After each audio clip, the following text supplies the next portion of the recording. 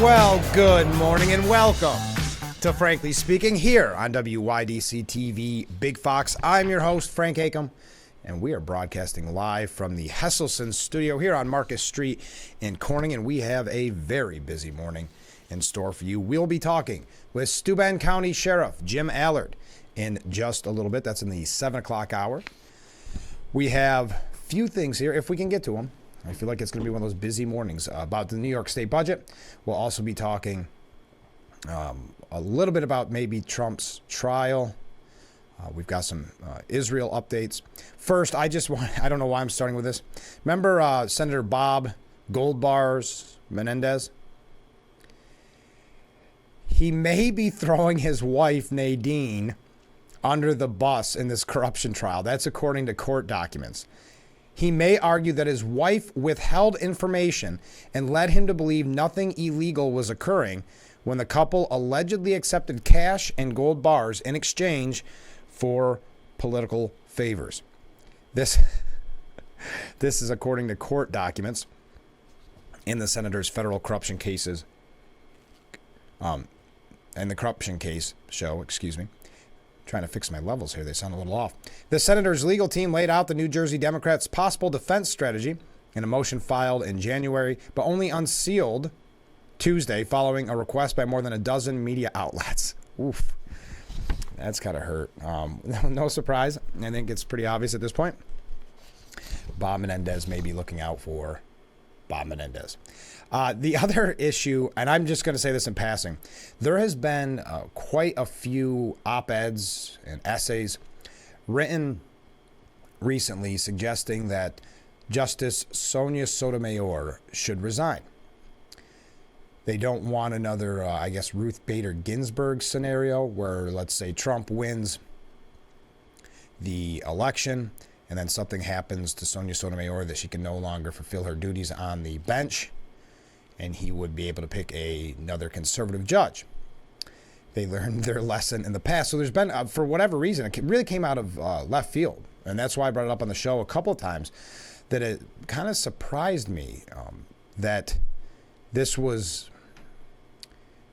dissatisfaction was kind of bubbling. It's not because of the decisions she's made, mind you. It's just because of the strategy, saying we want to learn from our past mistakes. Well, Raul Rees from CNN says the problem with calling on Justice Sonia Sotomayor to resign. And again, I said, wow, this is really interesting. This is apparently gaining traction to have a kind of an opposition piece about it. The push for Sonia Sotomayor to retire is misguided and deeply flawed, he writes. It ignores political reality and reflects ignorance of the lives of people with disabilities. The arrogance of those who want the country's first Latina justice to leave her position is exceeded only by their wishful thinking that she will listen to them. While praising Sonia Sotomayor as the greatest liberal to sit on the Supreme Court in my adult lifetime, The Guardian's Mehdi Hassan wonders why not retire now. The answer is because the Constitution, which Sotomayor took an oath to uphold, that says the justices shall hold their offices during good behavior. Sotomayor's position is a lifetime appointment, not one to be cut short due to political issues. Columnist John Barrow writes that Sotomayor's age problem can be dealt with very simply by her retiring. But by modern Supreme Court standards, Sotomayor is relatively young. That's what I thought was interesting about this. When they started talking about her age, I did not put two and two together that would be the reason that they would make this push. Now, when I say they, this is coming from the left. This is people that don't want to see the conservative majority on the bench. But consider that Ginsburg served on the court for 27 years and was a 4-time cancer survivor before she passed away at 87. Justice John Paul Stevens was 90 when he retired in 2010. Justice Stephen Breyer stepped down in 2022, paving the way for the appointment. We don't have to go through the whole history of this. In contrast, Sotomayor is only 69 years old. She has yet to reach the average life expectancy for an American, which is 76, for an American woman, which is 79, or for a Hispanic woman, which is 81.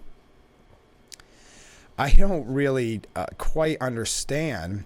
I guess she has the type 1 diabetes, which I wasn't aware of either. This is all just really interesting infighting to me. I'm not going to spend a lot of time on it. It's really a lot of quote-unquote intellectuals in a room trying to come up with things to talk about, I guess.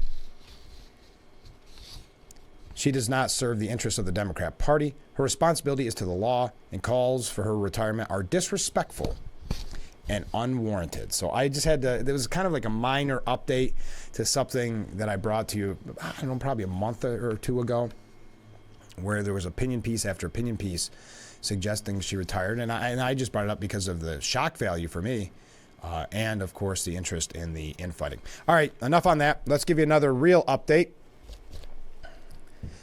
How about the New York State budget deal? Now, Governor Hochul is kind of taking a victory lap, even though nothing has been finalized. She had the press conference. She also did some interviews, but at the press conference essentially saying, well, it's done. It's basically done. Well, Carl Hastie, the man who believes that stricter punishment is not a deterrent in crime, he said about the budget, quote, the pencils weren't fully down, but I would say conceptually we're closer on a lot of things. Mike Murphy, a spokesman for Senate Leader Andrea Stewart Cousins, said there is no agreement yet, but Hochul and the legislature are getting closer. I think we were in the same zip code, Hastie said, but I always have to brief members before I can ever say a deal is a deal. The same zip code, okay. Hastie said the biggest questions his members have are related to the tentative housing deal. The housing package, well, we don't want to have to go through all that. But that has been, from the beginning, what Lisa's been reported on is kind of the biggest sticking point. There was also an issue, and I know I brought it up quite a bit. There was also the issue that they didn't want to see, the far left and Albany didn't want to see stricter penalties against people who attacked retail workers, which I still cannot wrap my mind around.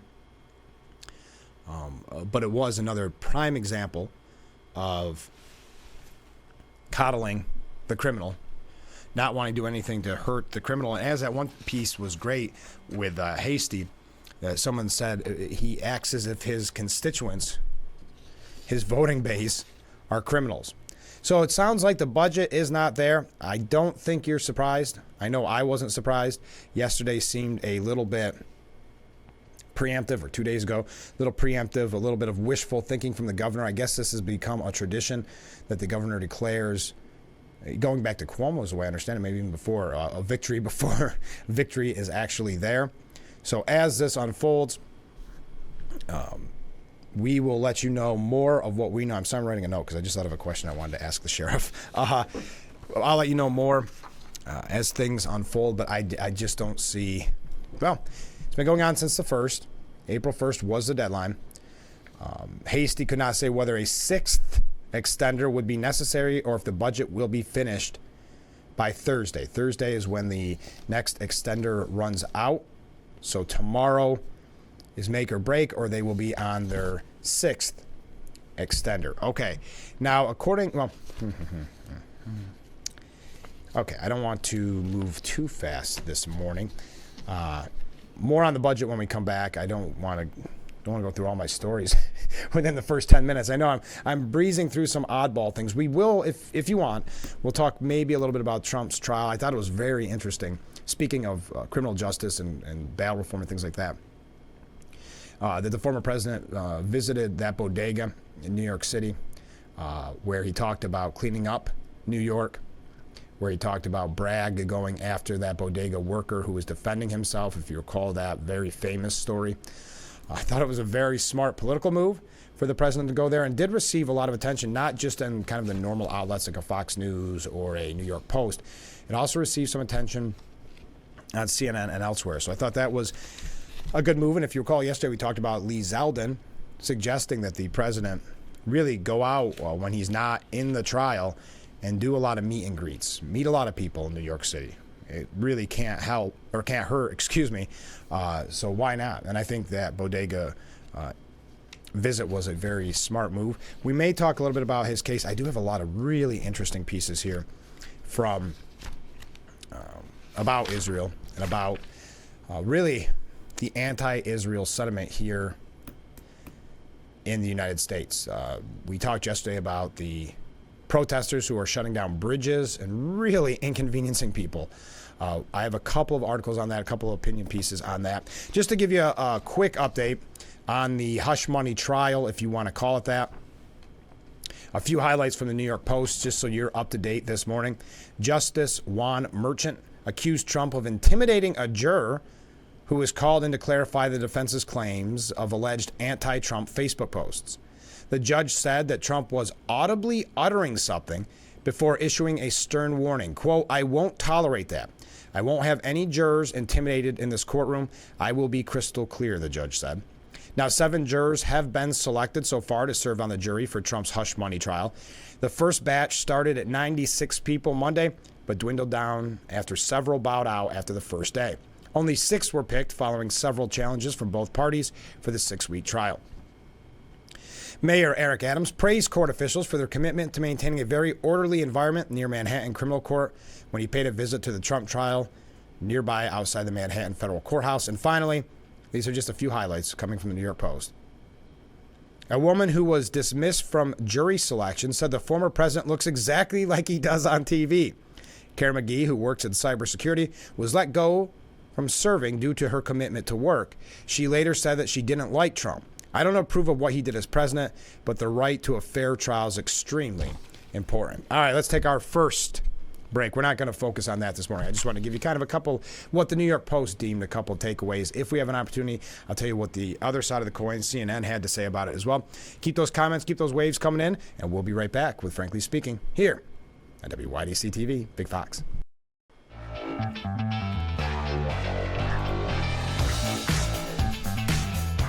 Broadcasting live from the Hesselson studio here on Market Street in Corning. Welcome back to Frankly Speaking on WYDC TV, Big Fox. A couple comments this morning.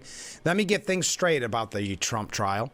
They're accusing him of election meddling while doing the same thing to him. Yeah, it's like he's a threat to democracy as they try to keep him off the ballot as they put him through these trials.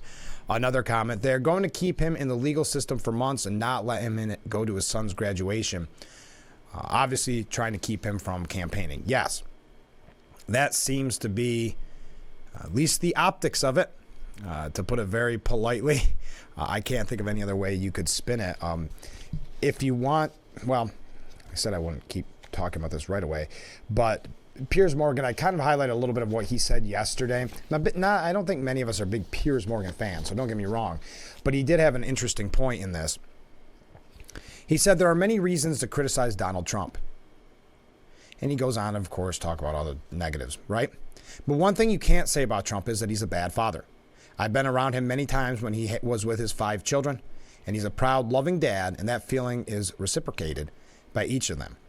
As any parent knows, you can't fake the kind of relationship with your kids, and it takes a lot of work to achieve mutual respect and genuine affection. So I can only imagine how both he and his youngest son, now 18, Barron, must have felt when the judge in Trump's unprecedented criminal trial suggested that he could be jailed if he tries to skip a day in court, even if it means going to Barron's graduation on May 17th. Now, Piers Morgan's argument yesterday was, do it. The optics on that it will lead Trump to the White House. And then, of course, Piers Morgan makes it about himself. But if anyone deserves that kind of day, it's surely Barron, who's had to grow up in the eye of the storm of his controversial father's political and presidential career, which is a good point. We know that one reporter, former NBC executive, saying Barron turned 18, now he's fair game. None of that seems to cut much ice with Justice Juan Merchant, who is overseeing the trial and warned Trump yesterday that if he tries to skip any days in court, he may be tossed into a prison cell. Merchant hasn't yet rejected Trump's request to go to the graduation, but he did say that it really depends on how we're doing on time and where we are in the trial. Well, shouldn't it really, as Piers Morgan makes the argument, shouldn't it really depend on your basic sense of humanity toward a father and a son? As Trump said outside the court, it looks like the judge will not let me go to the graduation of my son, who's worked very, very hard, and he is a great student and very proud of the fact he did so well. Has been looking forward for years to graduate with his mother and father there. This small but personally very meaningful moment in yesterday's opening day of the trial just about summed up the whole farce.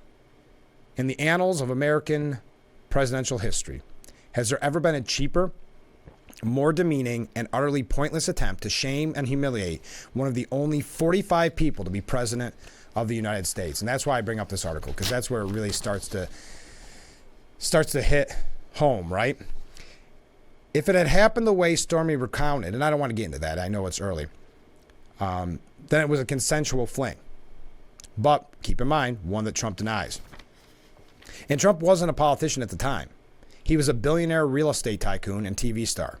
You can harbor moral disapproval of it all you wish, but the idea that it has led to a criminal trial in which Trump faces 4 years in prison is ridiculous. It's patently obvious that Manhattan's DA, Alvin Bragg, has been driven by political malice in bringing the 34-count indictment, accusing Trump of falsifying business records, to conceal hush money payments, to buy Daniel's silence before the 2016 election. Even if that's exactly what Trump did, it would be no different from the similar deals struck by the rich and famous in America all the time to stop damaging stories coming out about them, true or false. And there's such a stinking hypocrisy about the way Democrats have tried to destroy Trump for these issues when you go and he goes back and points back to Bill Clinton and others. I don't remember Clinton enduring any criminal trial. However, I do remember him attending his daughter Chelsea's graduation. It's outrageous that Donald and Barron Trump should be deprived of the same shared experience. Should the moment come next month when Merchant bans him from attending, Trump should ignore him and go to the graduation. And here we go, and here's the point, and I'd love to hear your take on it. If Merchant tries to jail him for doing what any loving father in America would do in the same situation, Trump will win the election by a landslide. So that's Piers Morgan's take on things. I thought it was a nice way to piggyback off of the comment we received from viewers. So keep those comments coming in. I'm going to go to another short break. When we come back, we're going to talk just quickly about the New York State budget. I'm hoping we can get to these protesters when it comes to the anti-Israel, anti-Semitic protesters shutting down bridges. Hopefully we can get to all that and much more. So stay with us. Don't forget, Steuben County Sheriff Jim Allard will be our guest in the 7 o'clock hour right here on Frankly Speaking. Stay with us.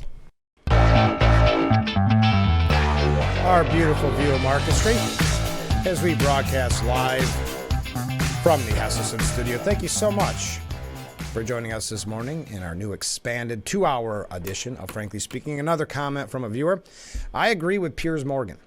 He should just go to his son's graduation. Yeah, I think the optics on that, if the judge were to throw Trump into prison for going to graduation, I think, well, as Piers Morgan said, Trump would win the election by a landslide. I think that would be, I think for a lot of people, kind of the weaponization of the justice system has been a bridge too far already. But I think that would bring more people into that fold. Let's quickly talk about New York State's budget. Betsy McKay, I'm never sure if I'm pronouncing that right. She's the former lieutenant governor of New York. She said if you pay New York State taxes, you're paying top dollar and getting bupkis. Nothing in the tentative budget deal announced in Albany changes that, just as a heads up. State tax money is supposed to provide services and improve the state's economic outlook. Great point. But a just released report shows New York's economic perspectives plunging to dead last among the 50 states. As for services, New York ranks 47th in what residents get for the money, according to WalletHub. New York spends the most per public school student, but students perform worse by every measure than students in neighboring states. New York's roads rank 45th. The potholes and pavement roughness roughly cost the average New York driver, $715 a year in wear and tear, repairs, and fuel. You need a Sherman tank to navigate some of these roads. Why are New York taxpayers getting cheated? Start with the state's budget process, which led to the handshake deal. The procedure is more like a backroom poker game than a legislature doing the public's business. 3 people, the governor, Assembly Speaker, and Senate Majority Leader, together with a few staff members, haggle behind closed doors. No press, no public. Occasionally, a legislative committee chair is consulted. That means only Democrats. Republicans who are in the minority are completely frozen out. Lobbyists crowd the legislature's hallways and advocacy groups hold up signs. But no one is representing you and me, the taxpayer. Now that the deal is essentially brokered, lawmakers will be told to vote on it without time to even read it. They're scheduled to leave Albany by June the 6th and not return until 2025 when the budget cycle begins all again. Nice work. $142,000 a year for 61 days in session, and no follow-up on how tax dollars are spent. The results are predictably dismal. In 2023, the Empire State's economy barely grew. Now, New York's economy is predicted to fall to last place among all 50 states in the coming year, according to a new American Legislative Exchange Council report and economists Arthur Laffer and Steve Moore. And there's so many reasons for that. Think, to tie this in, think of what these court cases, specifically when it came to, what was it originally, $475 million fine for Trump, though what that does signals to big business. Why would they come here where, if because of a political disagreement, they can have these type of attacks on them? I mean, that's just one of a million things. Retail theft, you name it. There's so many things that we can point to that are discouraging businesses from coming here or from staying here. What's to blame? The highest combined state and local tax burden of any state, as well as high workers' compensation costs and energy costs that eat away at a business's bottom line. These issues are fixable. Another fixable issue is New York's roads. A staggering 30% are in poor condition. Don't blame weather. New Hampshire spends roughly 1/3 as much per lane mile on road repairs as New York, but has mostly excellent roads. In 2022, Governor Hochul declared war on potholes and launched a $100 million a year Pave Our Potholes program. But Money Geek found that more spending on roads did not necessarily lead to better road quality. Check out union work rules for starters. More money also doesn't buy better schools. New York spends the most per student. Listen to this, a whopping $26,571, compared with the national average of $14,347. Hochul's proposed adjusting state aid because most districts outside the city have declining enrollment. But the pushback from teachers' unions and other groups was too much for a weak governor, and the idea was shelved till next year. Legislators should be insisting that state aid to a school district be contingent on improvements in test scores. If you hired a tutor for your own child and your child didn't learn anything, would you keep paying? New York lawmakers should also be investigating the huge cost of dual language classrooms. Nationally, only 3% of 12th graders in these classes graduate able to speak and read English. English proficiently, dooming the rest to live in poverty, it says here. A taxpayer be damned attitude also explains why the state's Medicaid program is paying a mind-blowing 566,000 home health aides. In 2016, the state launched a program to pay family members to take care of loved ones at home instead of sending them to nursing homes or hiring strangers. Fair enough. But there's been no decline in nursing home enrollment, and it's implausible that more than 500,000 households need home health care. Hochul's budget deal puts all home care arrangements under one company's oversight, which might curb abuse in exchange for hiking what personal care workers get paid. It's a start. Tell Albany lawmakers their job is not to rubber stamp a budget with problems unsolved and go home. They need to ensure our hard-earned tax money is spent wisely before New York ranks dead last in everything. Well, we're pretty close as it is. I thought that was a wonderful piece to kind of put into perspective what we're dealing with the budget. She doesn't even address the issues, I think the real issues with public safety that lead a lot of, for instance, with the retail theft. If you want to talk about the economy, why would a business come here when you have rampant shoplifting? I just thought that was a great piece, and I wanted to bring that to you before we ran out of time on today's program. I know we have a lot of time left together, don't get me wrong. But we have a lot to get to as well when we talk with the sheriff. So, oh, by the way, yesterday, and I tie this in, the reason I said, by the way, Assemblyman Phil Palmisano will, of course, join us on the show when the budget is done, and we'll get everything, all the information from him. But yesterday, he was joined by Majority Leader Peoples Stokes, to raise awareness about the importance of organ and tissue donation. You know how near and dear this is to the Assemblyman's heart. We played a clip the other day from a little speech that he gave. We talked about it last time he was on the program. I mentioned that I put his op-ed, if you will, his column up on the WYDC-TV.com website. Well, this is what he had to say at the press conference. My sister Teresa had juvenile diabetes, which devastated her kidneys and her overall health. She received 2 kidney transplants in her life.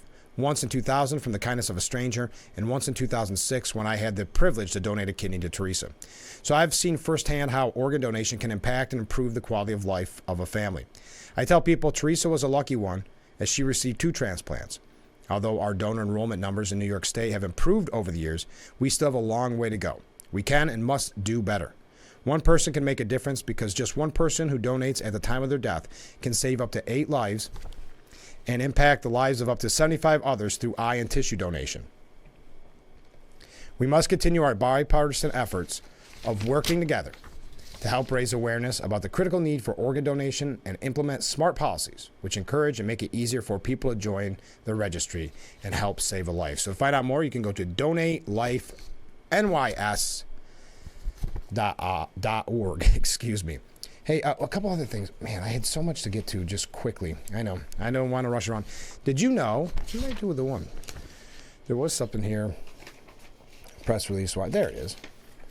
Since we're talking about press releases this morning, Congressman Nick Langworthy has introduced legislation to combat the use of artificial intelligence to create child sexual abuse material.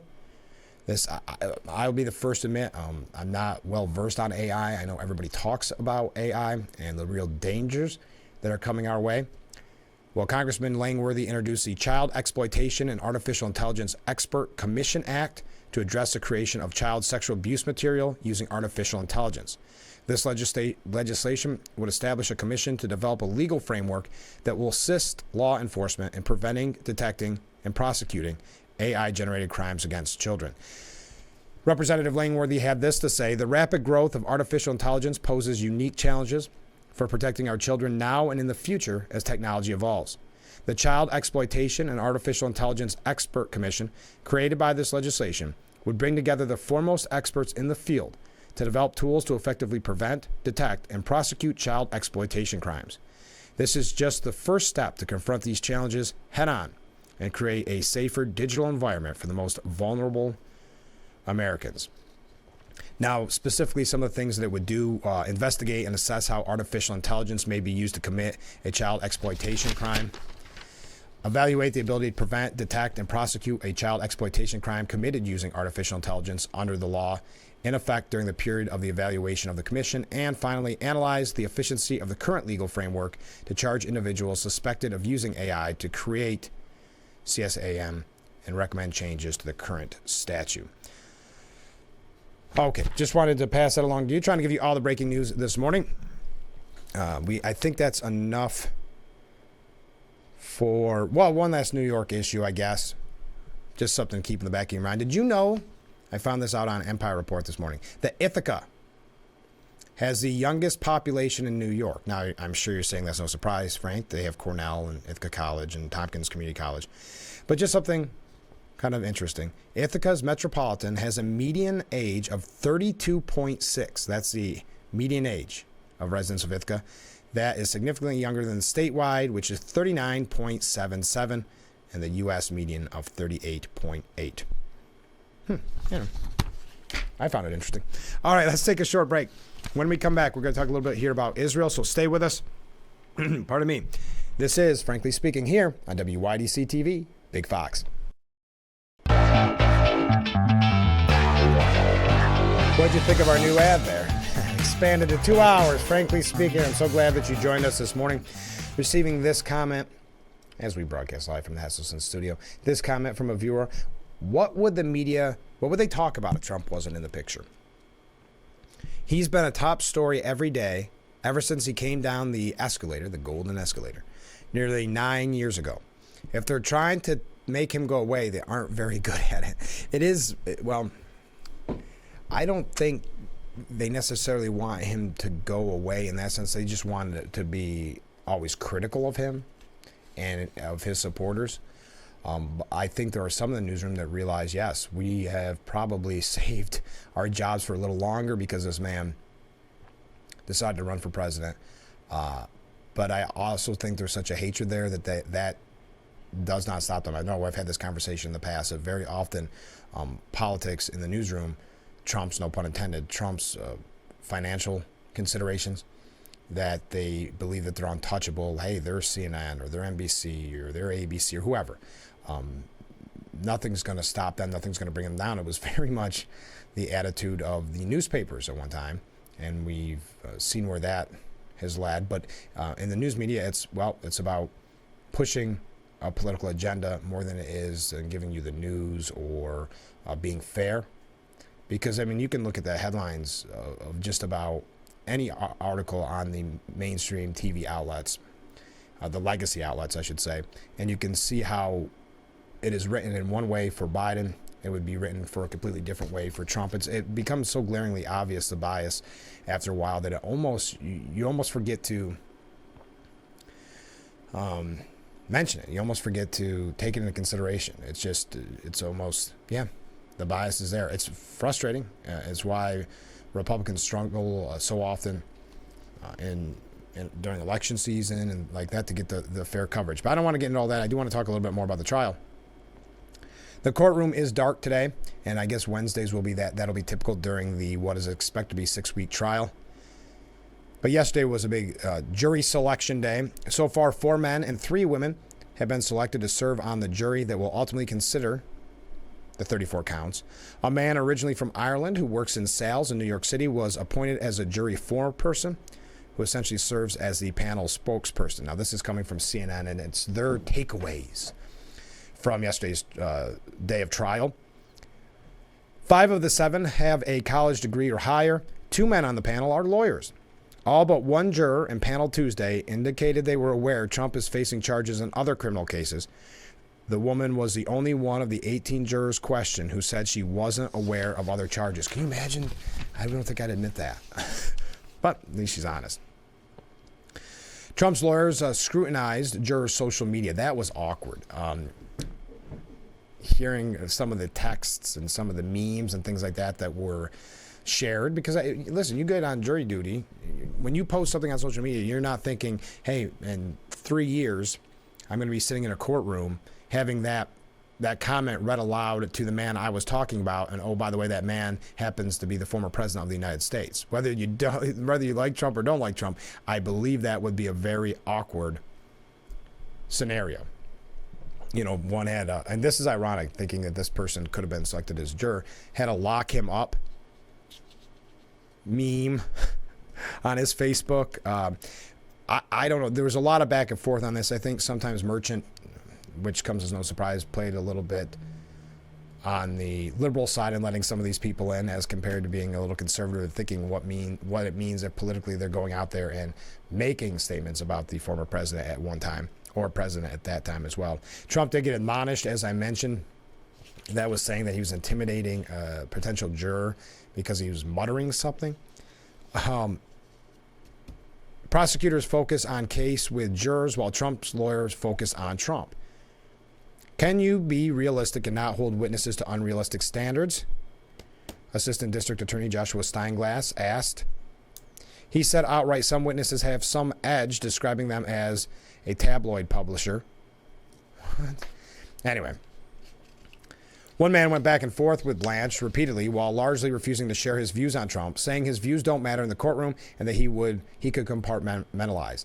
Now, I've got to say, and you've heard me say this the last couple shows, you see the anger and the hate for Trump in many circles. You see people that are posting something as simple as posting on social media some very vile things. But you also see people that wanted to take him off the ballot, want to, like Bragg is doing with this case, unprecedented court cases, weaponizing the justice system. You've seen, since he went down to that viewer's point at the escalator, you've seen vicious attacks on him and just a group of people that generally hate him. What's to say one of those people don't get called into this jury and say, no, I can be fair. Maybe they weren't that vocal on social media. I can be fair, knowing full well that they can't be fair and that their hate of Trump would overcome any fairness. I think that's a question that needs to be asked, and I think that's why Trump's lawyers are focusing on that, to see and get to the bottom. Are you hiding? Are you a wolf in sheep's clothing? Are you hiding your bias, or could you be fair? Jury selection could end maybe by the end of this week. And I think that does it for the takeaways of yesterday's Trial, hush money trial, day 2. I know the media is focused on it a lot. Are you focused on it a lot? I did not, I'll be honest, I did not expect to spend that much time on that this morning. But it is a major news story, and I have no problem doing that. But I don't know. I know the media really wants to talk about it. But is it something that you're going home or maybe at work listening to what's going on throughout the day? I'll pose that question to you. Now, as I mentioned at the beginning of the program, Trump vows to straighten New York out while visiting the bodega where clerk Jose Alba was hit with murder charges for stabbing an ex-con in self-defense. Do you remember that story? I'm not going to say that's the first time Bragg was put on the radar, but that was one of the highlights that people pointed to, or lowlights, I guess you would say, they pointed to with the job that Bragg does. Former President Donald Trump made a post-court visit to the Manhattan bodega where clerk Jose Alba infamously stabbed an ex-con to death in self-defense 2 years ago, a case that drew widespread outrage after he was initially charged with murder, with the city native vowing to, quote, this meaning Trump, kind of worded strange there, with Trump vowing to straighten New York out. You should be allowed to have a gun. If you had a gun, you'd never get robbed. You never get robbed. That would be the end of it, Trump told the bodega workers. Ahmed took the former president told the former president that the store is still grappling with rampant crime, which appeared to shock the law and order president. What do you do? Isn't it crazy? It's almost a way of doing business. You're getting robbed? Yeah, it really is in New York. That's why we've talked about retail theft so often, especially in the city. Shoplifting is a part of doing business. Ahmed, who is the owner, I believe, of the store, Mahed Ahmed, said, I have never voted because I've been working, but this time I will. We need Donald Trump back in the White House because he's a strong guy. Ahmed said, an immigrant from Yemen and a U.S. citizen. What happened to Jose was very hard for me. Jose was defending himself from the guy who came behind the counter, all for $1 worth of chips.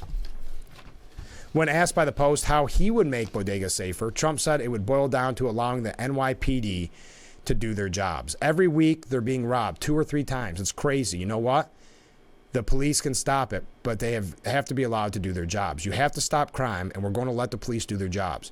They've got to be given back their authority. We're making a big play, New York. I love this city, and it's gotten so bad in the last 3 years, 4 years, and we're going to straighten New York out. And then he said, Alvin Bragg does nothing. He goes after guys like Trump, who did nothing wrong. Violent killers and murderers. There are hundreds of murderers all over the city. They know who they are, and they don't pick them up. They go after Trump. We've got to take a short break. I think that was a very smart political move to have that kind of mini pop-up press conference there at that bodega to highlight a couple issues. Safety in New York, public safety in general, as well as the failed policies of New York, as well as perhaps a questionable job that Bragg is doing. But we got to take a break. Stay with us. This is Frankly Speaking here at WYDC TV, Big Fox.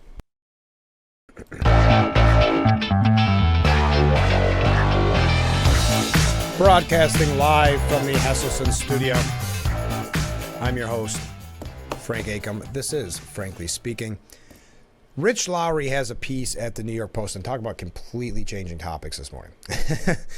Why do critics hold Israel to a higher standard and ignore these other conflicts? And he goes through to show conflicts throughout the world and asks the question, like the headline reads, why is Israel held to a higher standard?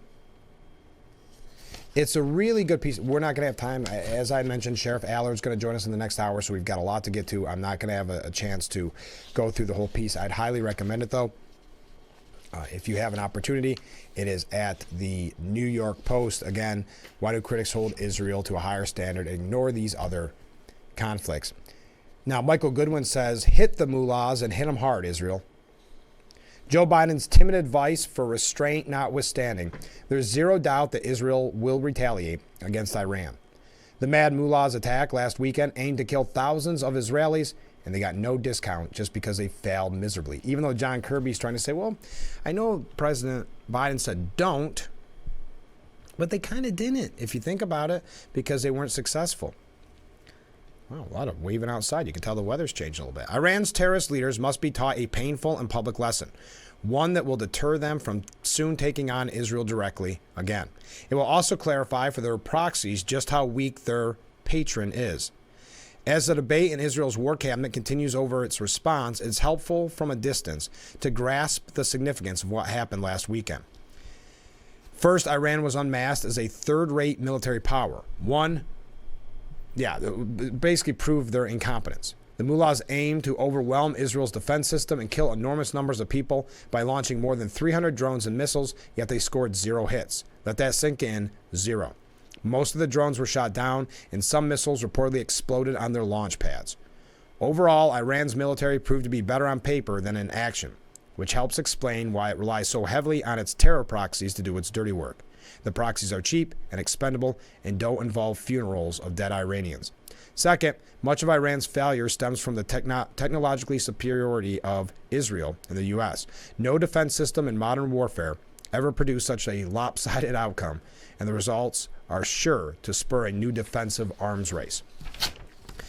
The football cliche that defense wins championships now has a national security section to it. Fortunately, Ronald Reagan understood as much 40 years ago, and his 1983 plan that the media mocked as Star Wars, yes, remember that, the media mocked him as Star Wars, said it was a joke, has grown into America's life-saving strategic defense initiative. Third, Biden deserves enormous credit for deploying and using military assets as our ships and aircraft destroyed Iranian weapons, and marked the first time the U.S. played an actual military role, in defending Israel, which is ironic given Biden's frequent public criticism of Benjamin Netanyahu. Fourth, France and Britain also helped, and the successful coordination of the Western powers with the Israeli military is a game changer in the Mideast. This remarkable teamwork is a force multiplier that adds another layer of deterrence. Fifth is the significance of 2 Arab militaries, Jordan and Saudi Arabia, helping to defend the Jewish state. This is history being written before our eyes. While it's true that Jordan and the Saudis have long feared Iran, Hamas and Hezbollah more than Israel, the fact that they publicly acted on the interest offers great promise for regional military and economic security. Unfortunately, Biden's warning to Netanyahu to take the win and not retaliate shows he has relapsed into the Obama-Biden dream world of treating the mullahs with kid gloves. The aim, as it has been since Obama took office in 2009, has been to bribe and sweet-talk Iran back into the mainstream of nations. Election year hopes for peace also play a role in the White House thinking. But appeasement never works, and even worse, has served to convince Iran that it will pay no price for spreading terrorism throughout the region. Now, we know about the cash and the things like that. But basically, I know I'm running late. Ultimately, the Holy Grail would be a retaliation. We'll wrap it up here. Ultimately, the Holy Grail would be a retaliation that sparks a public uprising against the mullahs, leading at least to regime change, if not an open democracy. Bombs away, says Michael Goodwin. Another good piece at the New York Post. All right, let's take our last break for this hour. As I mentioned, Sheriff Allard will be our guest in the next hour, so don't forget. That's coming up. Get your last-minute questions into that number on the bottom of the screen, and we will be right back after this. We are back, and frankly speaking, wrapping up the first hour together as we broadcast live from the Hesselson studio. Thank you so much for joining us. Back to the issue of Israel, and this is something we mentioned yesterday and got a lot of response from you, many of you viewers, which is, why are these kids, it's not just kids, why are these people not getting in any type of trouble when they shut down bridges in protest because they are anti-Israel, pro-Hamas? Alicia Lee Ban, an Iranian-American attorney and activist, said it started with, we must support Hamas, stop making it something it's not, as though this was perfectly acceptable on its own. Then when the Red Sea attacks happened, it soon grew into get you a friend like Yemen, turn another ship around, failing to address the Houthis by their appropriate title, and instead conflating them with Yemen's government. That was strike two. Not much later, we heard vocal support for Hezbollah firing rockets into northern Israel, celebrated as resistance. That's strike three. All of Iran's main proxies. Now they cry for Iran's Ayatollahs to attack Israel. These protesters, quote unquote, are romanticizing terror. romanticizing terrorists. A generation of TikTok-educated so-called leftists and progressives turned their support towards the Islamic Republic as they cheered on from the safety of New York and London. A series of rockets that did nothing except seriously injured a 7-year-old girl. Was this the win from the axis of resistance that they had thrown their weight behind? They are celebrating the same regime that systematically murders and flogs women for showing their hair, much less engaging in celebratory TikTok dances online. The only word one can think to describe this generation of leftists is lost. Completely lost. I've long wondered what it could be that so seamlessly targeted and programmed the radical left in such a way that it now supports fascistic authoritarian regimes. One obvious answer is how Western academic institutions have become a hotbed for Islamic Revolutionary Guard Corps propaganda, framing these oppressive regimes as the good guys fighting Western imperialism. It's just their culture and other such racist charges that presume Middle East folk know better than savagery, and the world should just accept us at that level. How else can you really believe that women want to be oppressed, to be forced to wear the hijab, to be robbed of education? At a deeper level, though, it's more than that. These talking points would never work on an intellectual populace. Instead, I fear that we're witnessing an excess of privilege. I think this is a good point. I fear we are dealing with a generation that is so removed from suffering, oppression, war, and tyranny that they've grown bored with our rights, freedoms, and privileges. I could not agree more with that statement. The idea that we've gotten fat and happy, so to speak. That they're so removed from suffering, oppression, war, and tyranny that they've grown bored with our rights, freedoms, and privileges. What a wonderful point. And to that point, it's very often when, someone said something that offended me, that's the worst offense that could ever happen. That's akin to violence. That's what she's talking about here. Just living such a cushy life that they're bored with our rights, freedoms, and privileges. They don't understand how crude, insensitive, and frankly dangerous it is to champion this type of violence. Instead, they fantasize about nation states clashing with each other in the Middle East so they can live vicariously through the rush of excitement. I don't know if they'll stop until they entirely corrode our democracy. What a great point. Again, that's a piece by Elise Laban. Stay with us. First hour of Frankly Speaking is through. We've got Sheriff Allard coming up in just a moment. We will be right back after this.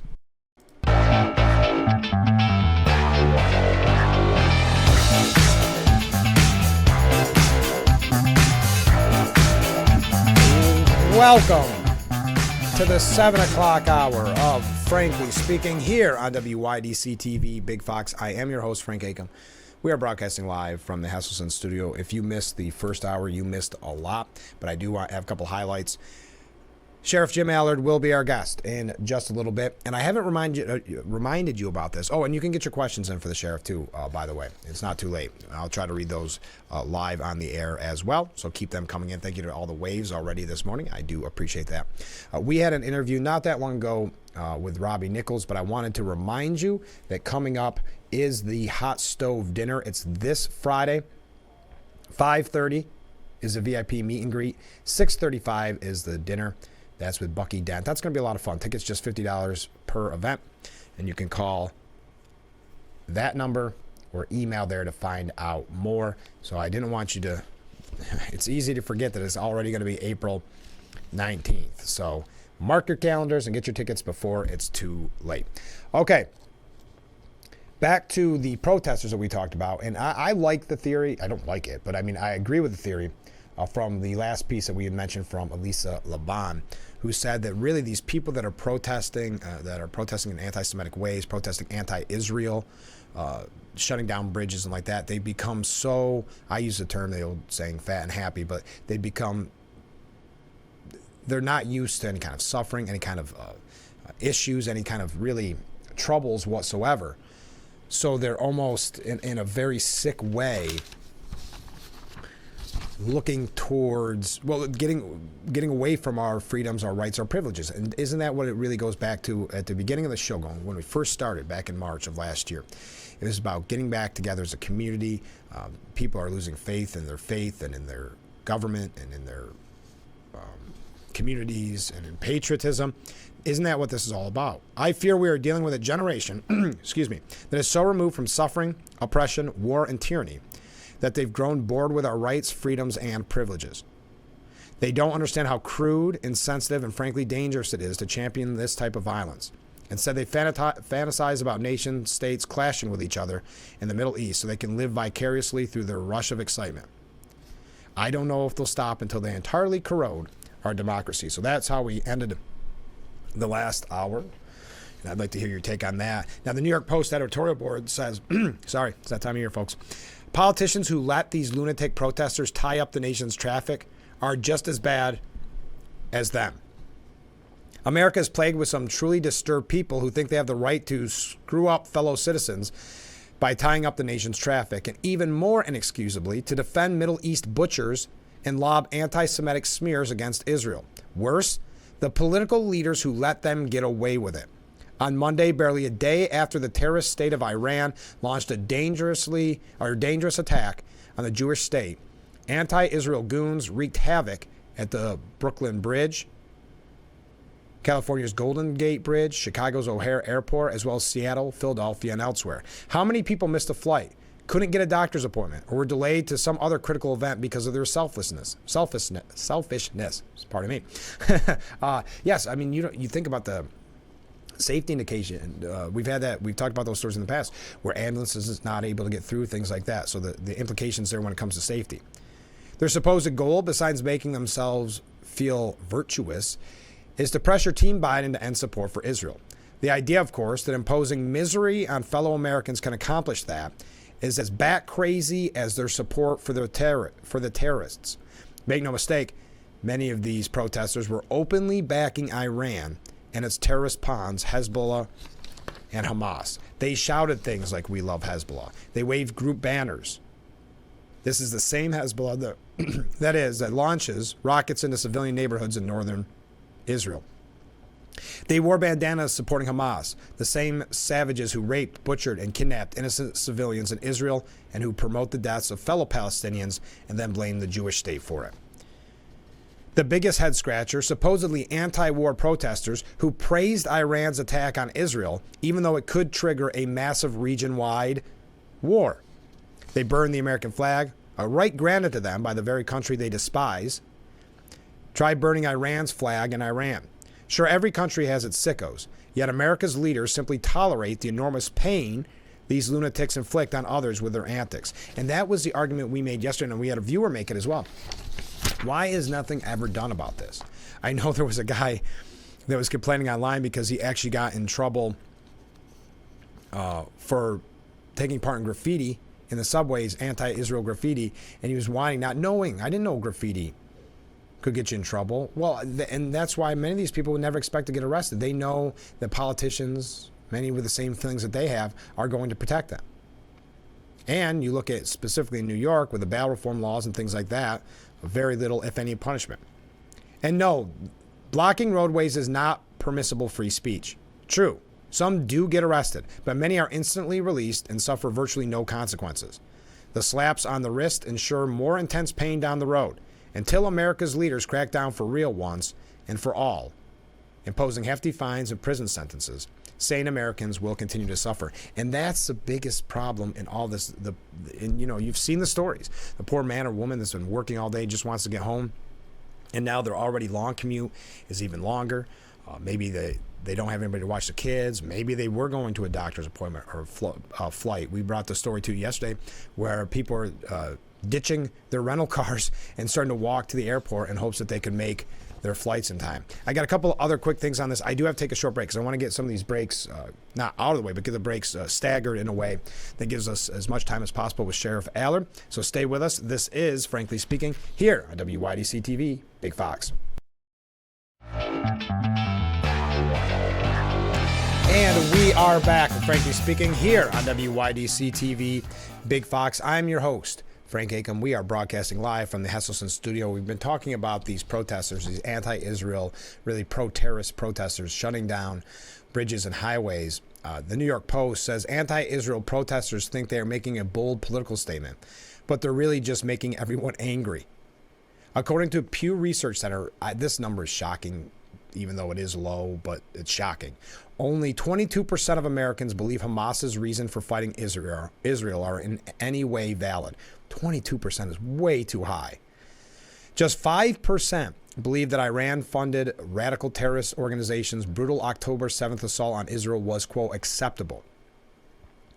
It boggles the mind that the infantile narcissists blocking our nation's roads and bridges can possibly imagine that even Americans concerned with humanitarian issues in Gaza would feel in any way good about mass disruption of their daily routines, including commutes to work and school, to accommodate a political message that strikes most of us as pro-terrorist. Enough is enough. Blue cities have let these morons get away with too much for too long. After San Francisco police in December arrested 80 protesters who blocked the San Francisco-Oakland Bay Bridge to demand a Gaza ceasefire, city prosecutors let them off if they promised to do 5 hours of community service. Think of the cost, the effects on people's lives. Maybe something as minor as being late for work or coming home from work, but also the ambulances that couldn't get in. Or imagine you missed your flight with the cost of flights. Politicians there and in Chicago and in New York should instead look at Florida, where such nonsense is not permitted. In Miami-Dade County, 7 miscreants, good word, who blocked a boulevard were booked on charges that will likely send them to jail. Everywhere else, they should be kicked. How about this one? This is the president of the Palm Beach Freedom Institute, Paul DeQuanoy, said everywhere else, they should be kicked from the river to sea. Yeah, it is mind-blowing that but this isn't even new. It's not even just with the anti-Israel protests. How many times have we seen this in the past over many different issues? Here's a comment from a viewer. Again, I can't wrap my head around this and can't understand why they wouldn't be considered insurrectionists. This is not only dangerous and outrageous, but with few consequences, we are emboldening this behavior, and we have no leaders who care to do a thing about it.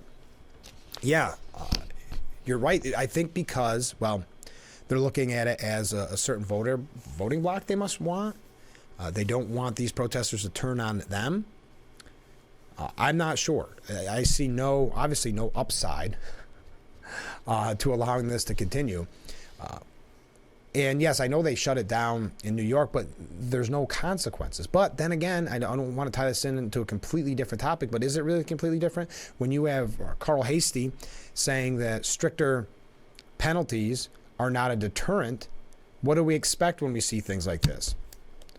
What do we expect when you have these, as the one person said in the New York Post, these privileged people that protest knowing that they will not get any type of punishment.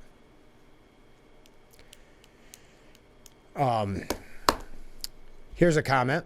You know the protesters don't really believe that Iran and their terrorist proxies are good people and Americans are bad, or they would leave this horrible, racist, evil country and go live in the Middle East. It's fun to disrupt people, break stuff, and set things on fire, especially when they face no consequences and are praised as woke, concerned citizens of the world. You're exactly right. And that's what it kind of boils down to with that New York Post piece that we had as well. But yeah, they can take their TikTok videos, they can post their footage of them protesting and showing they care the most. They're the most woke. They're the most concerned citizens of the world. And their friends give them all the likes and the shares, and wow, you really did something there.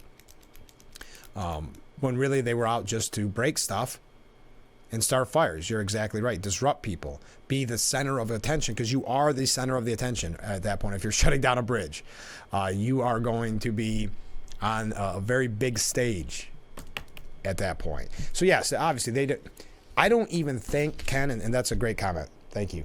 I don't even think they realize how some of the sick actions of Iran and their proxies, I don't even think they realize, like the One Piece said, some of the laws and rules in countries like this.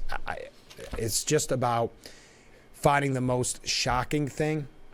Do you recall not that long ago where there's younger people on TikTok sharing speeches from Osama bin Laden about how bad this country was and saying, wow, saying what I thought and this type of thing. So I think it is to really be shocking to pick that cause that's, you know, kind of in their mind, and I don't believe it is, but in their mind, the kind of the punk rock idea, right? Oh, this will really upset my parents, or this will really upset the establishment if I come out as, for all intents and purposes, pro-terrorist. And I don't know how you can look at many of these protesters, because I would say if someone's out there and they're, you know, they're concerned because they're reading the media's reports or they're listening to Biden and they're saying, I'm concerned about what's happening in Gaza. Okay. If they are concerned, I don't see them joining up and being reasonable about it, if you can be, joining up with groups like this. This is just the people that want to be, again, the most shocking, the most outraged, the most, as Ken mentioned, woke. Yeah, so that is a very, very good point. Let's see. Well, I gotta move along here. I think the sheriff's going to be in here in a minute, but back to another, as I mentioned just quickly, an anti-Israel protester and New York Times freelancer was busted for subway graffiti, then goes on X to whine that he had no idea it was illegal.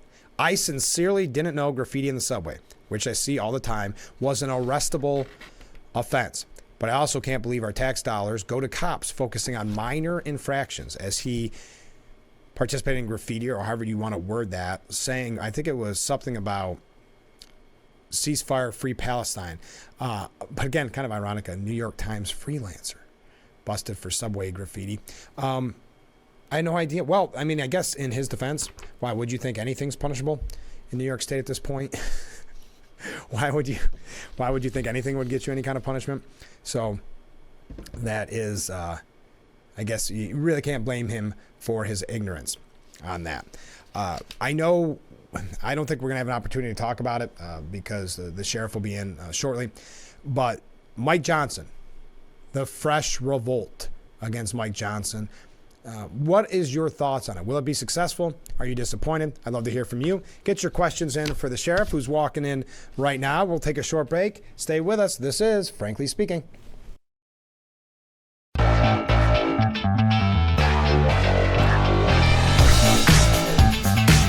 Welcome back to Frankly Speaking here on WYDC TV Big Fox. I'm your host, Frank Acomb. We are broadcasting live from the Hesselson studio, and in that studio we have Sheriff Jim Allard. Good morning. Good morning. It's a beautiful day in Steuben County. It always is, and we have so much. Speaking of Steuben County, that's a good segue. Let's talk about, we mentioned the media release yesterday, but I'll be honest, it's a little confusing, right?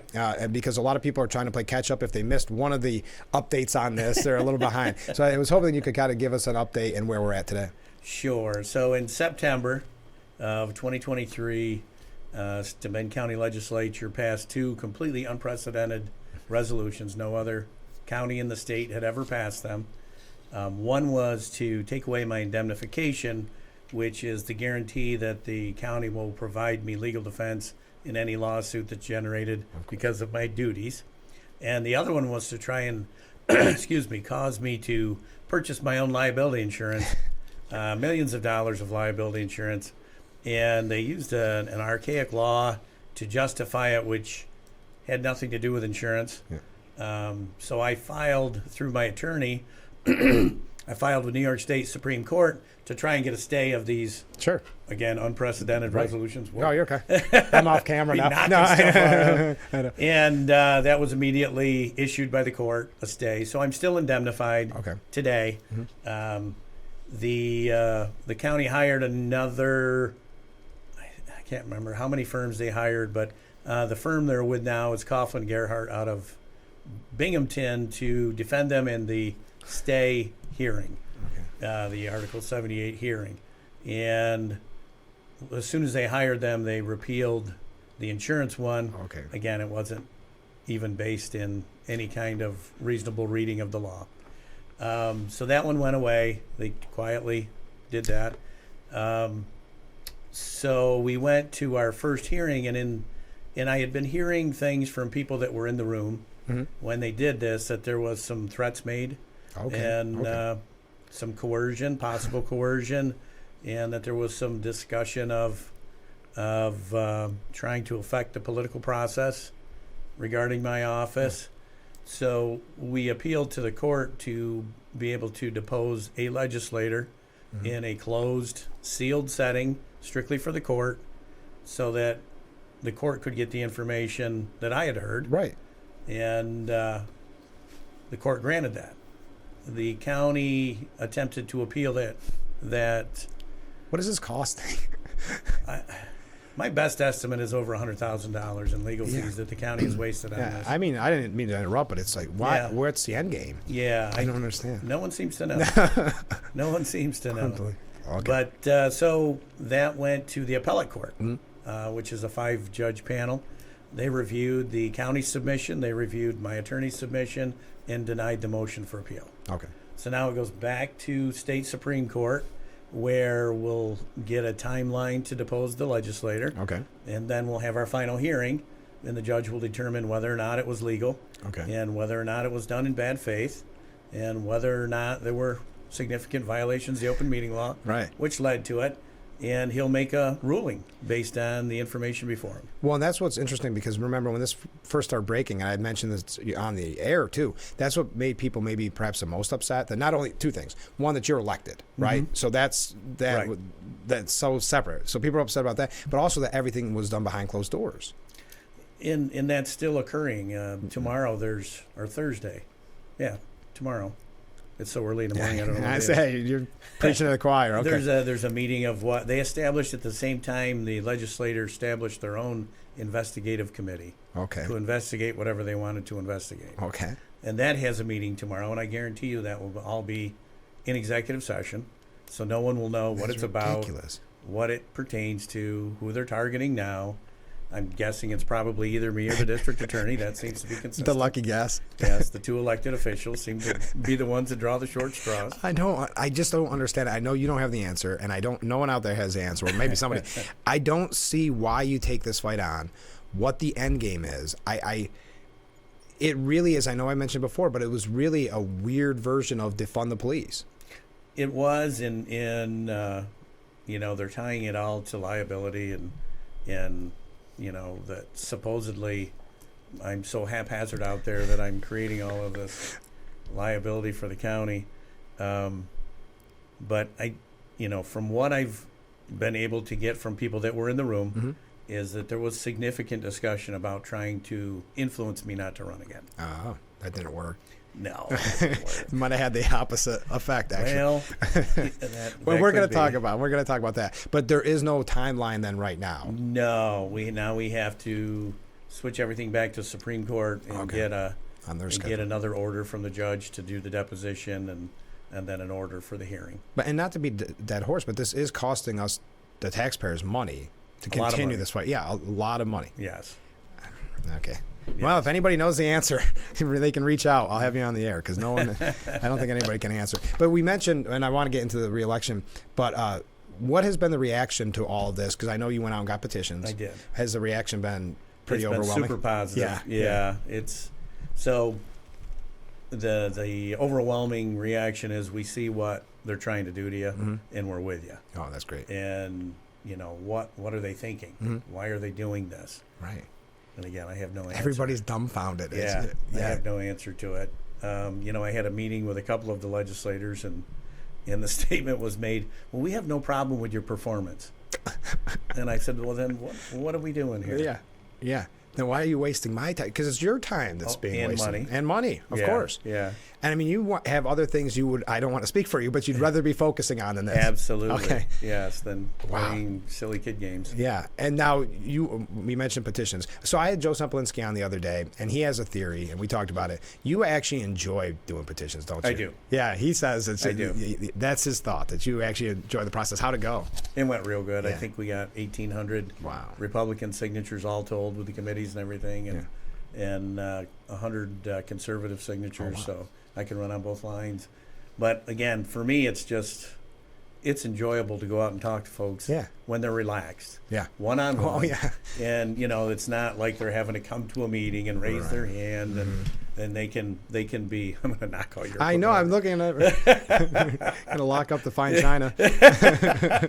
But they get to ask questions. Yeah. In a one-on-one setting and voice opinions, and share with you their perspective and their perceptions on what's going on, and not only to do with the legislature, but across New York State, Right. and the silly laws that we have, Which we're going to talk about. and the way that our public safety has declined due to those laws. And it's honestly, it's very reaffirming that the general public gets it, Yeah.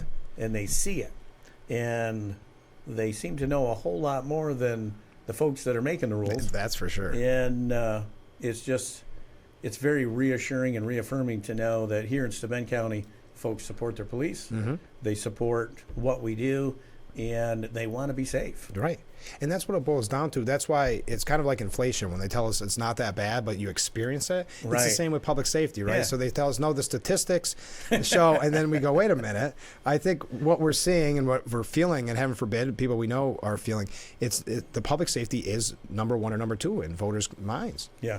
So I'm sure it's nice to hear that, knowing that in a way that the media and the talking heads aren't getting to the people. The people are smarter than they get Right. credit for by the media. They're a lot let me smarter tell than you. they get credit Yeah. for. Yeah. So the petition, that's a lot of signatures, but you had pretty nice weather. I mean, there were some you crappy had- days, oh, but the day of the Hornell parade was beautiful. Oh, yeah. That worked out great. And, we were out every night for Yeah. that month of March. Yeah. I didn't take a day off. Every night Really? I would get done with work, change, and go out. Yeah. And for 2-3 hours every night. Well, and because you have to get a lot of signatures. Being Yeah, I have to get 1,000. You do have to get Republican. 1,000. Wow. Yeah. They don't make it easy. No, so I tried with my little group. Yeah. We try to get 1,000, and then whatever the committees get Yeah. is insurance. Yeah, just a kind of bonus. Yep. Now, just to give people the background, there's no opponent. Not that I've heard. Yeah, not that I've heard, and I think it would No. have to be in now, unless it's an independent, I Yeah, suppose. right. That's a weird system, but Yes, it you is. don't find out until what, July or something Right, crazy. yeah. So that's good. Is there a way that people can still help your campaign? Absolutely. I mean, the big thing is voice your opinion Sure. and be active in county government, and don't fall for the behind closed doors Wizard of Oz stuff. Right. Pay no attention to the man behind the curtain. Exactly. But yeah, be active and ask questions. As far as my campaign too, excuse me, obviously we always take donations, but one of the things that I'm really involved in right now is our Sheriff's Foundation, Yeah. which is a 501c3 tax-free or a tax place that you can donate to and get a tax break for. And what that does is solely support training and equipment for the members of the sheriff's office. Oh, that's great. Outside of what the county can afford. And we've used that. Almost every canine we have has gone through the foundation, through donations raised on that. The entire memorial park Yeah. is due to donations we raised, or through great. the golf. We have a golf tournament every year where we raise money for the memorial park. That's all been paid for. So we try to pay for as much of the specialized equipment we need Yeah. out of the foundation as great. we can. And if somebody needs to go to North Carolina for specialized training, quite often the foundation foots that bill. So Well, getting your monthly news release, there's always training. You're always, I mean, you guys don't sit on your, and we've had this discussion before, but training breeds professionalism. Yeah. And without training, you don't get professionalism. And our guys are out there by themselves, closest backup 20, 30 minutes away, whatever tool we can provide them to make them have a better chance of survival, Right. it's worth the investment. Going back, before we take a break, going back to the court case, how did that affect morale behind the scenes in the sheriff's office? Well, I think when you couple that with when the deputies went to arbitration, Yeah. and then they threatened to appeal the arbitration Yeah. award and instead settled, I think in the back of a lot of the deputies' minds was they're doing this to us to get at the sheriff, Yeah. which is a horrible thing. It's a shameful thing and should have never occurred. And, I think that, so I've been sheriff for 8 years. I've had 0 grievances from either union based on my actions. I have a great working relationship with our people. Right. Again, we're a family. And the only grievances we've had is because of the way things are paid or Well, yeah. downtown stuff, as Yeah. we call it. Yeah. So I think that there's an effort to try and sow some sort of discord Right. within those groups as it relates to me maintaining the office of sheriff. And I don't understand it because I guess that's going to be what I keep saying about everything here, but you're in the need for more law enforcement. Mm-hmm. So, okay, let's say this is about you that just don't like you personally somehow. Mm-hmm. They got to think about the future too and the unintended consequences of what this does for law enforcement. Correct. Yeah. So it definitely affects recruitment. I'm sure. I mean, if you're looking at, do I go to the sheriff's office or do I go to XYZ PD? Yeah. And XYZ PD isn't in the news every other week because the governing body's trying to take out the chief or the sheriff. Well, that does affect people's choices of where they want to go.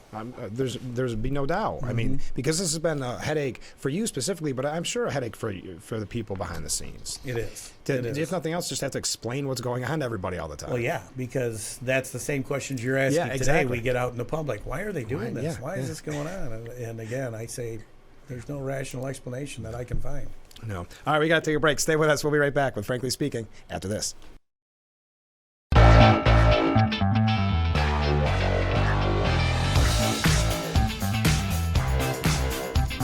Welcome back to Frankly Speaking here on WYDC TV Big Fox. I'm your host, Frank Acomb. Our brand new 2-hour commercial aired. You're on our commercial, you know. I saw that. Yeah. So you get some extra bonus airtime. I've got a couple of comments from viewers. Keep up the good fight, Sheriff Allard. You have more support than you know. Stay strong. You probably get that a lot. Isn't that great? Yeah, it's overwhelming. Now, this is one that we've talked about a lot, and I know it's still some moves being made in the budget, but quote, we are wondering if the sheriff sees any movement towards the whole pot store issue. So the last, we'll see what comes out of this budget, but last budget they spent more money to make more agents in the Office of Cannabis Management and made it so they're the only ones that can enforce the sticker stores. Yeah. I mean, it's specific. And I told you, I think last time I was on a Zoom meeting with the head of the Office of Cannabis Management. I'm like, tell me what we can do to help. Please. If you want me to FaceTime, put me as in I coach. walk in, we'll video, whatever we can do to help. And I was told, we'll have an agent reach out to you. Well, that was close to a year ago. Nothing. They come in town, they take the marijuana, they post the store, and then the store goes back to work the next day. Exactly. Or even the same day. Mm-hmm. And then they don't come back. And this has been a complaint across the state, not just here in Steuben County, but I talked to other sheriffs that have had the same experience. Mm-hmm. They come in and then they never return. Yeah. And these folks that are running these stores know this because a lot of them, it's a pretty big group and organization. Mm-hmm. Again, when you think of big tobacco, there's big marijuana too. Oh, yeah, of course. And that's how these laws get passed. But so they come in, they say you can't do it, take their stuff, 1 day's worth, and go away, and they make that up the next day. Have you found in your career, when you tell a drug dealer you can't do that, does that normally work? Why, yes. Yes, every time. And you were saying how you use your foundation there to raise for some equipment. Yep. Those guys with the Office of Cannabis Management, because I watched the one get busted right here. Yeah. They're not wanting for much. No. They look like they're right out of a movie set. They had everything and the full equipment. But again, this is often the manner in which New York State does things. They legalized it, said we're going to set up dispensaries. I think there might be 5 in the state right now. Yeah. There's one legal one in Ithaca. Mm-hmm. But then they spend all this money to set up the cannabis management after the fact. They don't have it in place before. So they kind of back into it and hope they don't fall over backwards. That's really it. And they fell over backwards. Yeah, it fell over backwards big time because the first few seizures they did were challenged in court and found to be unconstitutional. Right. So now where are you? And we spent all this money on it and continue to spend all this money, and we've seen nothing in taxes. Nothing. It's a bootleg shop, essentially. It's an old speakeasy. And because of federal law, they have to be cash. Yeah. So I saw with the budget that they were saying that they would give local law enforcement basically almost padlock authority, that they want to padlock these places for up to a year. But that's not really, that doesn't necessarily make me feel that that's enforcement. No, it's not. Right? It's still not holding anyone accountable. No, the only one that they said they might hold accountable is if you knowingly rent to somebody. But again, that's not really enforcement. business. Yeah, the business person. the person who's paying taxes on the building. Yeah. That's the person. That's that's our solution apparently. And speaking of a lot of problems that we have in the state in the budget proposal, so what did you think personally when Hasty comes out and says that stricter penalties are not a crime deterrent?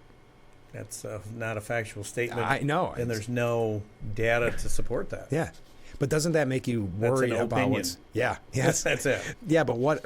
That's the mindset he's going in with, though. Correct. And that's why I think we're seeing so many of the things that we're unfortunately seeing. Yes.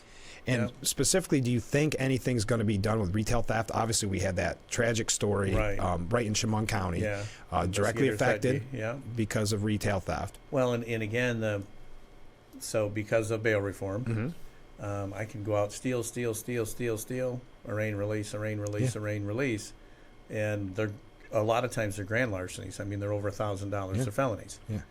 And the folks that were involved in the injury of investigator Thetke are folks that are in the system already for other thefts.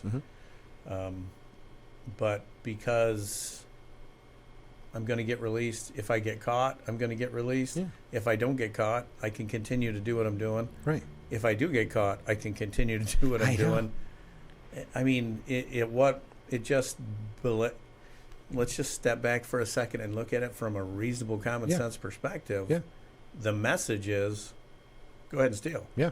And when I talk to my fellow sheriffs up in Monroe and Ontario, in the malls up there, gangs are coming in and cleaning out stores. And they've been doing details since bail reform, trying to protect the business owners, but also protecting property and trying to get their judges to actually hold these people. Right. And, under state law, typically they can't. So it's, I don't think you need to be in Albany to understand that if someone steals, they need to be held accountable. Right. If someone breaks into a house, they need to be put in a place where they can't break into another house. Yeah.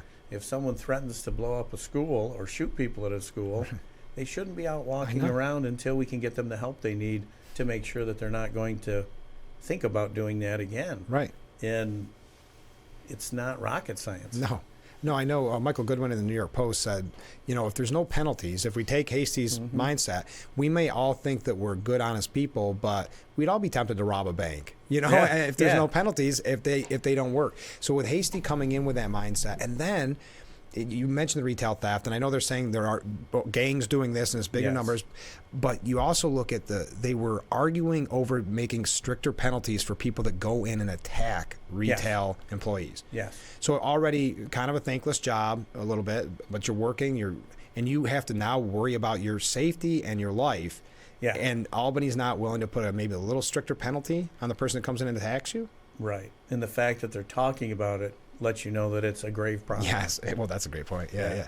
The fact that that's even... Why would a business... This is completely unrelated, but why would a business even stay here at this point or think of coming here? I'm talking a big, like a Target or something like that. Yeah. So many of them don't. Yeah. I mean, we're down 10% in Steuben County in the last 10 years. Right. We're losing 1% a year. Wouldn't you think from a political standpoint, a PR standpoint, that some of these, and I think Hochul does this a little bit, but try to make it look like you care about public safety? I mean, really, because you mentioned it when you get petition signed. People care about public safety. They do. And November is coming up. You would think they would at least do a little window dressing, but it doesn't seem like they're doing that in the budget either. No, and the only public safety bills that I've seen are to make it even more difficult in the corrections side. Yeah. There's one bill that's in there now. So if we have an inmate who has severe health issues that we can't take care of without putting them in a hospital and then sending 2 people to guard them in the hospital around the clock, we can petition to the state prison system and say, we can't meet the needs for this person. Can you take them and put them in one of your hospitals because they have medical facilities? And the answer is always yes. And we have saved in overtime close to $750,000 taxpayer dollars of Steuben counties by doing that on 4 different occasions since I've been sheriff. Right. And there's a bill now to make that so that it can't happen. And it's like, what? You've got the bed. The bed is empty. Yeah.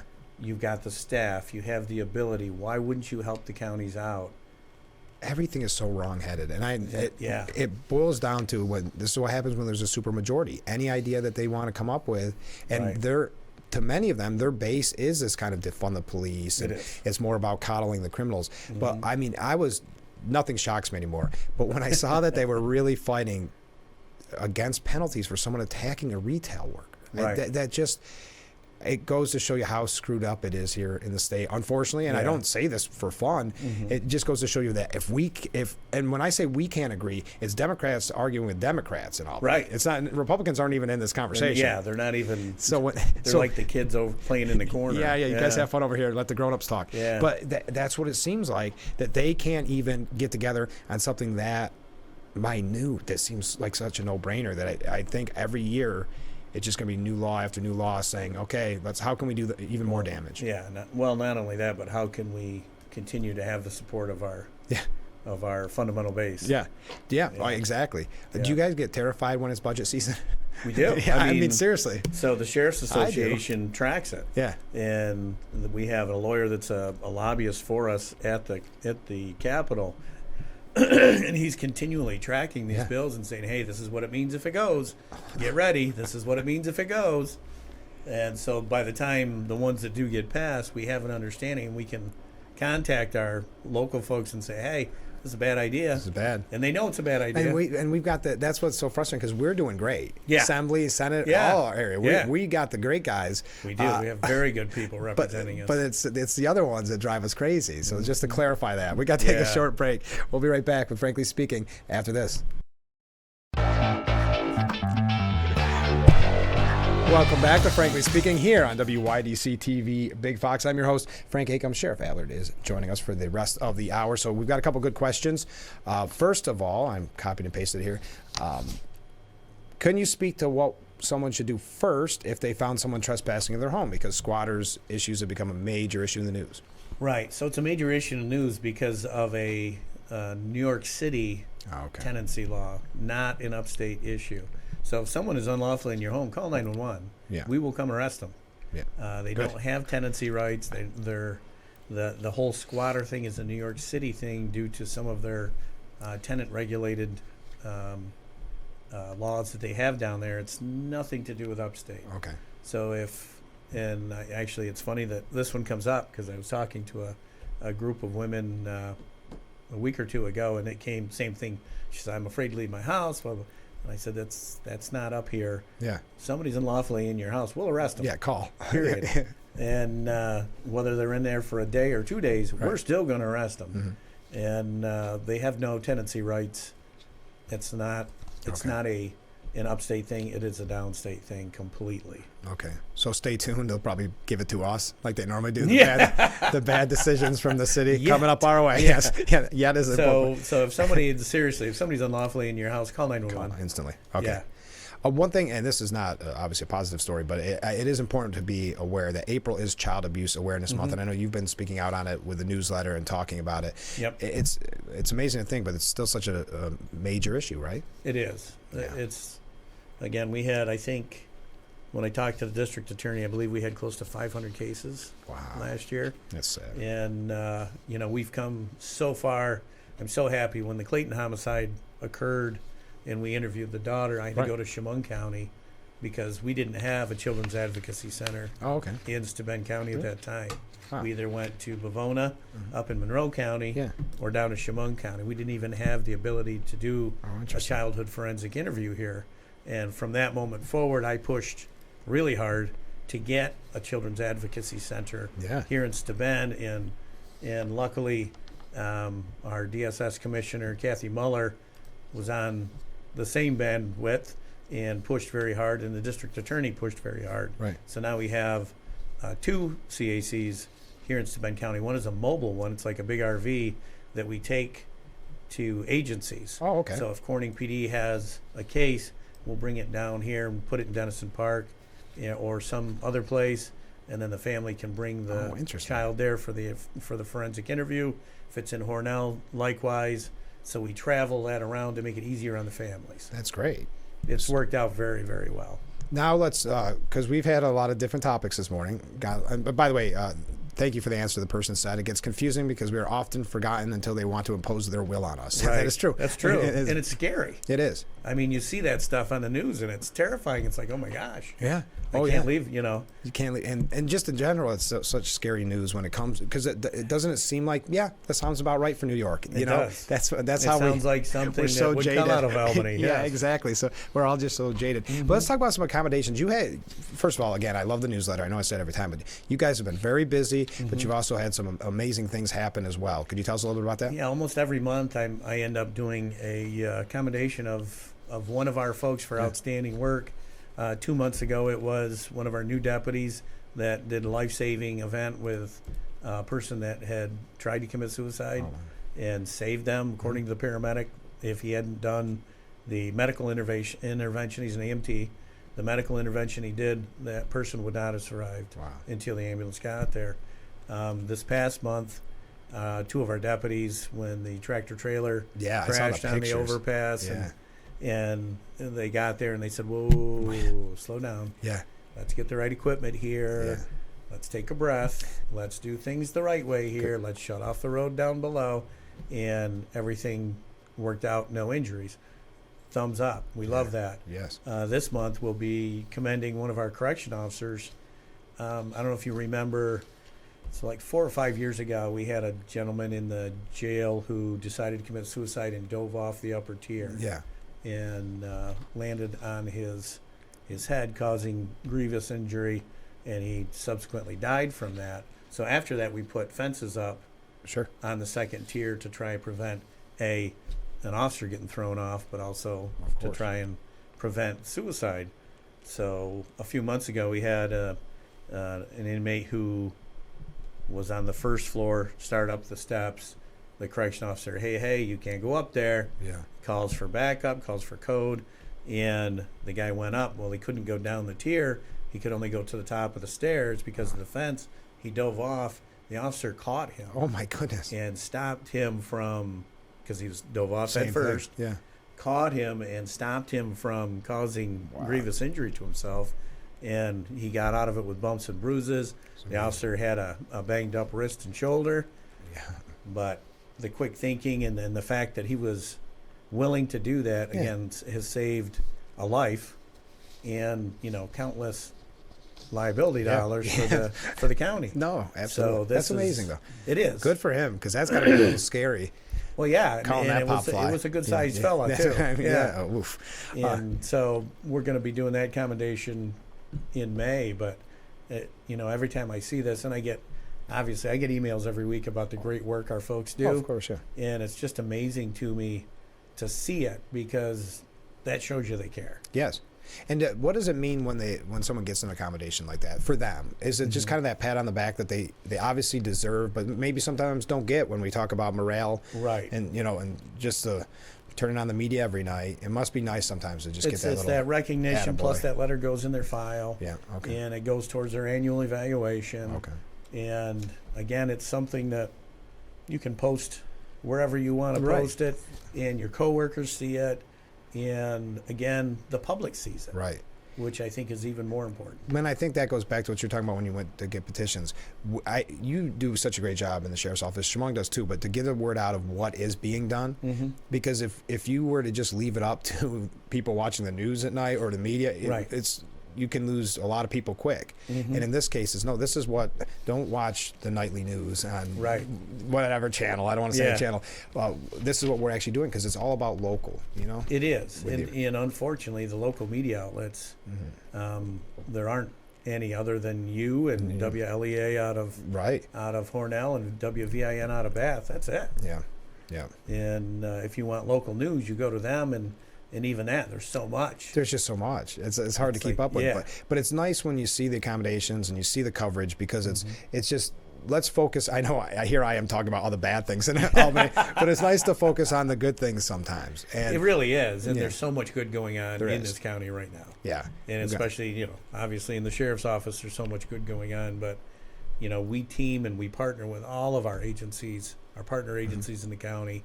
I think our relationship with the other police departments and the New York State Police is as strong as it's ever been. That's great. and we help each other out, and we have to, Yeah. because we're all shorthanded. Right. Well, and that goes Yeah. back to the shorthand, and I was going to ask as we wrap up here, and the same with corrections officers, right? I Yeah. mean, it's you guys are doing more work with less people. Right. It's got to get overwhelming at times. It does. Yeah. It really does. For especially our correction officers do such a fantastic job, and they're the unsung heroes a lot of times. Yeah. And so that's another one of my focuses is try to bring to attention the great work they do. Yeah. And I think you mentioned it, and I want to say Phil Palmisano mentions it. It's not said enough, but they are keeping us safe. Oh, we don't, absolutely. they don't always present it that way, but that's exactly what they're doing. They are keeping us safe. Well, especially today, because by the time folks end up in our jail, they've done something violent. They've had to do a lot, right? Right, I mean, yeah. I'm not saying that lightly. They've done something violent Yeah. in order to end up there. So these folks are tasked with more dangerous folks than ever, Yeah. and they do a phenomenal job. Yeah. Well, we are out of time. Thanks for giving us so much time this morning. Yeah, Good luck with anytime. everything. I'm Yes. sure we'll be talking again soon. So join us tomorrow morning at 6 a.m. for Frankly Speaking here on WYDC Tomorrow you got TV. Joe. No, Joe's not on. I had him on. I had him on before. Yeah, I screwed up the schedule. Okay. Yeah, no, Joe's going to be on, I think, a week. I got to talk to him. Anyway, join us tomorrow morning at 6 for Frankly Speaking.